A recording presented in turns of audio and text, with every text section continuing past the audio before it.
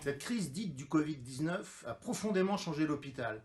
Tout d'abord parce qu'il a fallu accueillir des centaines et des centaines de patients, malades, voire mourants, les accueillir dans des conditions nouvelles, en créant des nouvelles unités dites Covid, en créant de nouveaux lits de réanimation, en transformant parfois des blocs opératoires en lits de réanimation. Ça a été une période très compliquée. Les conditions de travail s'en sont rendues très difficiles puisqu'il y a eu des changements d'horaire en passant de 7h30 par jour à 12h.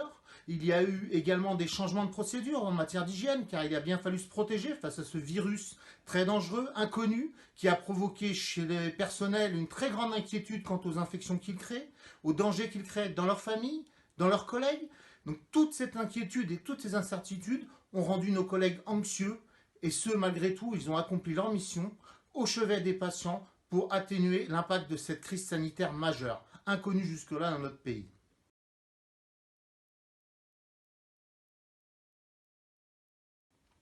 Aujourd'hui, l'inquiétude est moindre, mais elle reste toutefois assez prégnante, car l'inquiétude est de ne pas savoir où nous allons, puisque nous allons revenir rapidement à la normale, entre guillemets à la normale, puisque rien ne sera plus jamais comme avant. Alors qu'est-ce qu'on attend de nos politiques, des forces syndicales?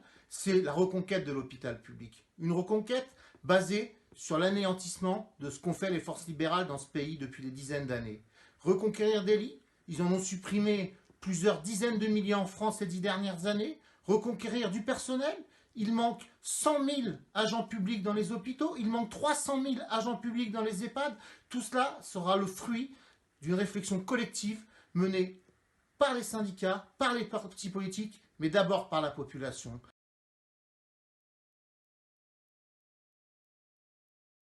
Ce qui m'a marqué dans cette crise sanitaire, c'est avant tout la solidarité des uns envers les autres.